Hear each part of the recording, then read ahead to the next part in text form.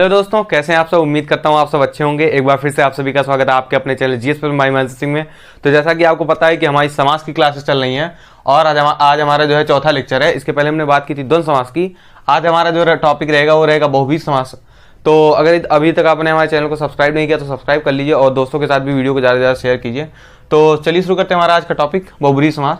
अगर हम इसकी परिभाषा देखें तो परिभाषा हमारी यहाँ पे ये है कि जिस समास का कोई भी पद प्रधान ना हो बल्कि अन्य पद की प्रधानता हो वहां बहुव्रीहि समास होता है। इसमें यह होता है कि यहाँ पे मान लीजिए एक पद लिखा है प्रथम पद, यहाँ पे लिखा है दूसरा पद, या तो इसको हम पूर्व पद बोल सकते हैं, इसको उत्तर पद बोल सकते हैं।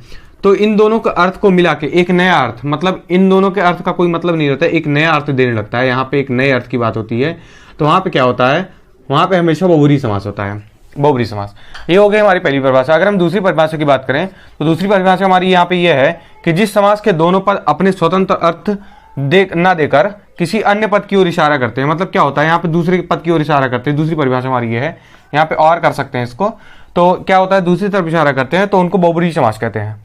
ये होती है हमारी परिभाषा बहुव्रीहि समास की। अगर हम इसके नोट पॉइंट की बात करें, ये सबसे ज्यादा इंपॉर्टेंट नोट है, यह समासों में सबसे श्रेष्ठ समास है। ये जो समास हमारा बहुव्रीहि समास है, इसको समासों का राजा चाहे सर्वश्रेष्ठ समास इसको मानते हैं।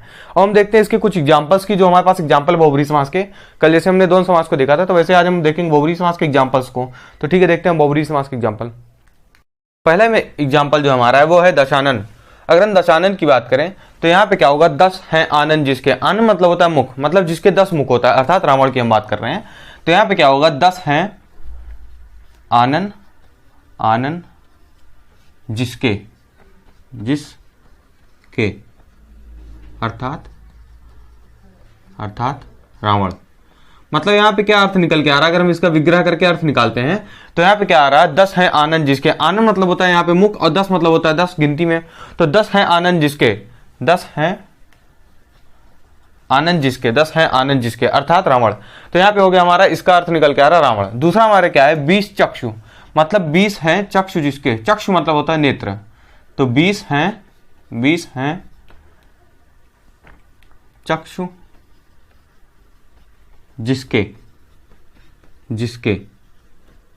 अर्थात, अब इसका अर्थ क्या निकल रहा, 20 है चक्षु, मतलब जिसके 10 मुख होगा उसी के 20 चक्षु भी होगा।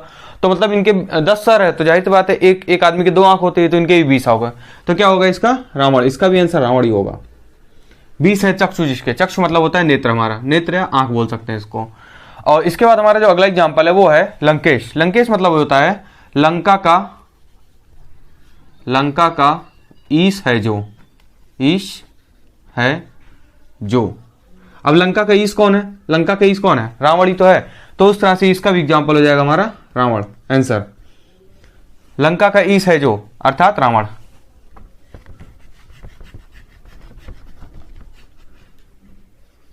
अर्थात रावण, ये हो गया हमारा इसका। अब अगले एग्जांपल की हम बात करते हैं। तो यहाँ पे लिखा है मेघनाद। नाद मतलब होता है गर्जन, और मेघ मतलब होता है बादल। मतलब यहाँ पे क्या होता है, बादल के समान गर्जन है जिसका, अर्थात मेघनाद। इसको हम ऐसे लिख लेते हैं, बादल के समान गर्जन है जिसका, अगर हम इसकी बात करें तो इसका अर्थ निकलता है हमारा इंद्रजीत। मेघनाथ को क्या कहते हैं, इंद्रजीत कहते हैं।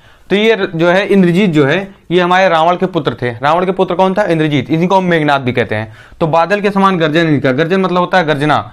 तो मतलब जिसका आवाज जो है बादल के समान गर्जना होता है, उसको हम बोलते हैं इंद्रजीत। अगला एग्जाम्पल हमारे पास क्या है, अंशुमाली। अंशु मतलब होता है किरण, माली मतलब होता है माला। तो अंशु मतलब किरण ही है, किरणें ही है, माला जिसकी।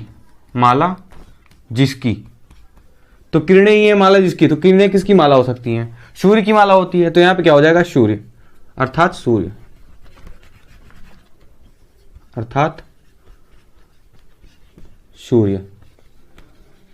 तो यहां पे क्या हो गया हमारा, किरणें ही है माला जिसकी अर्थात सूर्य। अब अगला एग्जांपल हमारे पास क्या है, द्विरथ। द्वि मतलब होता है 2, रथ मतलब होता है दांत। तो यहां पे क्या होगा, 2 दांत हैं जिसके, अर्थात हाथी। अर्थात हाथी। यहाँ पे क्या है अर्थात, यहाँ पे भी लिख लीजिएगा, यहाँ पे अर्थात नहीं लिखा है तो यहाँ पे क्या हो जाएगा अर्थात इंद्रजीत, अर्थात इंद्रजीत। तो यहाँ पे क्या हो गया, 2 दांत है जिसके अर्थात हाथी। अगला एग्जांपल हमारे पास क्या है, गजानन। आनंद मतलब होता है मुख, यहाँ पे पहले ही बताया है, और गज मतलब होता है हाथी, मतलब गज के समान है आनंद जिसका, अर्थात गणेश जी। गज के समान आनंद लिख लीजिए चाहे मुख लिख लीजिए, मुख है जिसका, मुख है जिसका, अर्थात गणेश जी, गणेश जी। तो ये हो गया हमारा एग्जाम्पल। अब हम आगे और एग्जाम्पल की बात करेंगे, तो हम चलिए अगले एग्जाम्पल पर आते हैं। एग्जाम्पल जो हमारा वो है महाकाय। महाकाय के अगर हम अर्थ की बात करें तो महाकाय मतलब होता है, महा मतलब होता है विशाल, और काय मतलब होता है शरीर। जैसे बोलते हैं ना काया, तो काया मतलब होता है शरीर, चाहे काय उसको बोल सकते हैं। तो महाकाय मतलब विशाल शरीर है जिसका, विशाल शरीर, शरीर है जिसका, है जिसका, अर्थात गणेश जी, अर्थात गणेश, गणेश जी। तो ये हो गए हमारे महाकाय, मतलब इसका अर्थ निकल गया हमारा, गणेश जी निकल गया। अब अगले एग्जाम्पल की हम बात करते हैं गंगाधर। गंगाधर मतलब होता है गंगा, और धर मतलब होता है धारण करने वाला। तो गंगा को धारण करने वाला कौन है, शिव जी है। तो मतलब शिव जी गंगा को धारण करते हैं, उन्हीं की चोटी से निकलता है ना, तो इसको हम बोलेंगे गंगा को, गंगा को धारण करता है जो, अर्थात शिव जी, शिव। ये हो गया हमारा ये।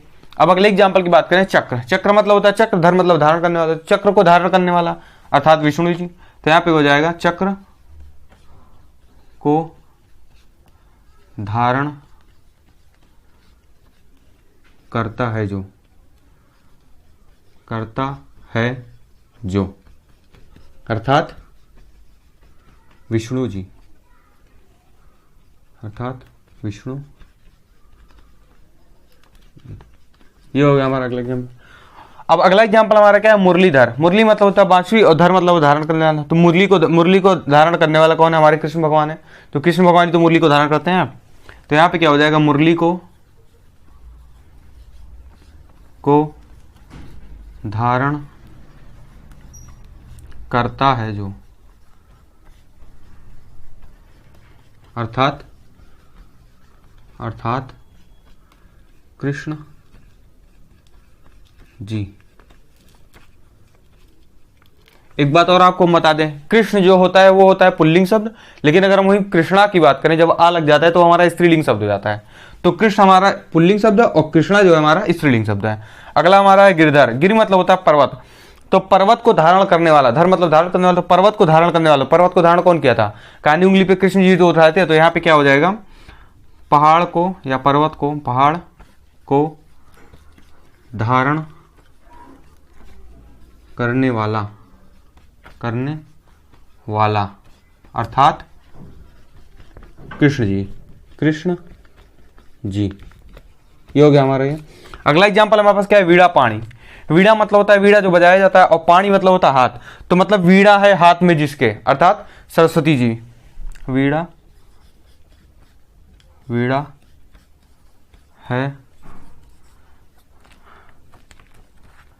है हाथ में जिसके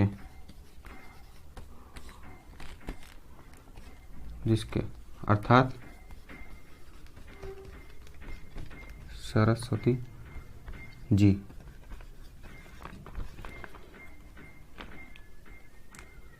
सरस्वती मतलब इनके हाथ में क्या होती है, वीणा होती है। हमेशा जब भी कभी सरस्वती जी की फोटो देखेंगे तो हमेशा वीणा के साथ में रहती है और एक हाथ में पुस्तक रहती है। तो क्या हो गया हमारा, वीणा है हाथ में जिसके, अर्थात सरस्वती जी। अगला एग्जांपल जो हमारा आज का लास्ट एग्जांपल है वो है चतुर्मुख। मतलब चतुर्मुख मतलब क्या होता है, चार है मुख जिसके, मतलब ब्रह्मा जी के 4 मुख होता है, एक इस साइड में, एक इस साइड में, एक पीछे में, एक आगे में। तो इस टाइप से क्या हो गया, 4 मुख। चार हैं मुख जिसके, अर्थात हमारे ब्रह्मा जी हो जाएंगे। तो यहाँ पे क्या हो जाएगा, 4 हैं मुख जिसके, चाहे इसको ऐसे लिख सकते हैं, 4 मुख हैं जिसके, 4 मुख हैं जिसके, अर्थात ब्रह्मा जी, ब्रह्मा जी। तो हो गया हमारा आज का लास्ट एग्जाम्पल। तो ठीक है, अगर आपको वीडियो अच्छी लगी हो तो लाइक कीजिए, शेयर कीजिए, सब्सक्राइब कीजिए और हमारे चैनल को ज़्यादा से ज़्यादा शेयर कीजिए। और इसके लिए आपको प्लेलिस्ट बना दी गई है, वहाँ से आप प्लेलिस्ट से सारे वीडियो देख सकते हैं, आपको पूरा क्रमवार वीडियो मिल जाएगा।